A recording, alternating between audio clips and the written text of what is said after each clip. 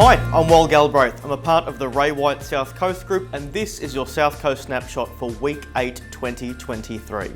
The snapshot is designed to give you a bite-sized breakdown of the real estate market overall, including local, regional and city-based information across Australia. Now, all information is sourced from the AFR, leading economist on Twitter, and the Sydney Morning Herald. All information is relevant to buyers, property owners, or both. There is no sign of mortgage relief on the horizon according to the nation's leading economists, with the Reserve Bank of Australia not expected to lower the official interest rate anytime this year. Rising interest rates are hitting farmland capital growth, with the latest quarterly update of a widely followed index showing annualised gains slipping below the 6.6% rate achieved since inception. Shaky property markets across much of the world pose another risk to the global economy as higher interest rates erode household finances and threaten to exacerbate falling prices. Reports last week have shown the US housing slump stretched into its fifth month. China's home sales slide continued and price declines persisted in Australia and New Zealand. In Britain, prices are now in their worst losing streak since 2008. Sliding home values threaten to undermine consumer confidence and weigh on household spending, which had been a rare bright spot for the global economy last year. Investment too could take a hit as developers scale back projects in response to falling prices, waning demand and higher borrowing costs. Fresh home listings slumped by 19.6% to 42,400 over the month in January, the lowest level in 3 years, data from the SQM research shows. Melbourne posted the sharpest decline of 21.2%, followed by Adelaide with 19%.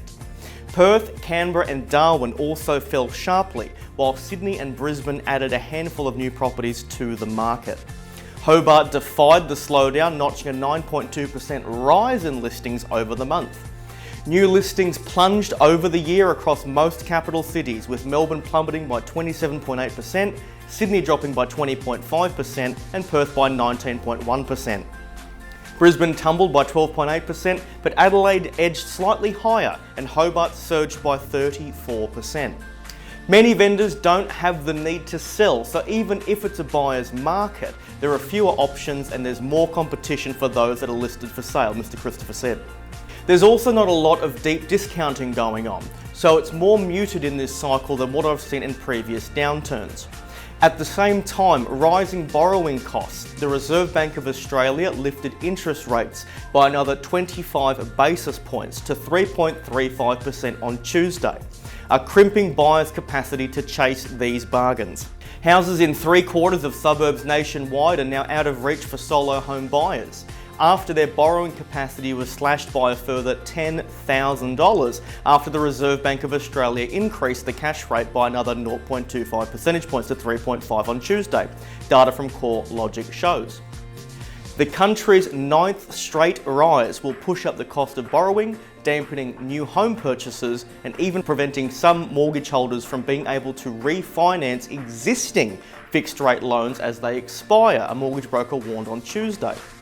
The Reserve Bank of Australia's 25 basis point increase that lifted the benchmark of lending to 3.35%, up from just 0.1% less than a year ago, would further cut borrowing capacity that for many home buyers had already reduced by about 35%, Simon O'Kelly said. As many as 1 in 5 Australians with a mortgage could be unable to refinance because of rising interest rates and stringent home loan stress testing, economists warn. In a situation sometimes referred to as a mortgage prison, such borrowers cannot refinance to a cheaper loan because they don't meet the new bank's lending requirements. Negative equity can be a limiting factor, but tough stress testing requirements are now more often trapping mortgagors. Declines in the combined value of all properties sold will accelerate this year as lower prices spread nationally, dragging down the total, conveyancing platform PEXA said as it published new settlements data.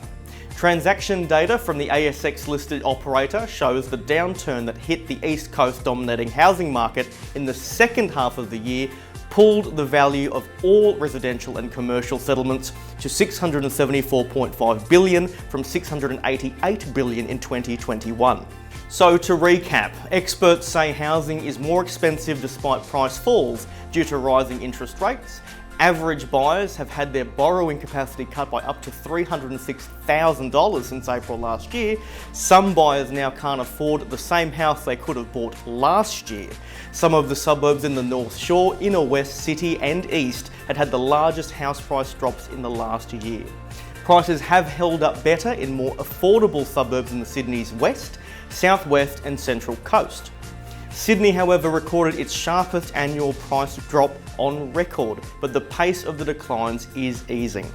House prices in some of Sydney's most expensive suburbs have had their sharp falls amid the market downturn, recording drops of more than $500,000 in some of the premium pockets. Looking for potential refinancing options for yourself? Feel free to reach out so we can get you in touch with our in-house loan market mortgage broking specialists. Looking to make the best use of the current market? If you're either expanding your property portfolio or looking to sell your current property, get in touch today. We'd love to help. I'm Will Galbraith with the Ray White South Coast Group, and that was your South Coast Snapshot for Week 8, 2023. Be well. Bye.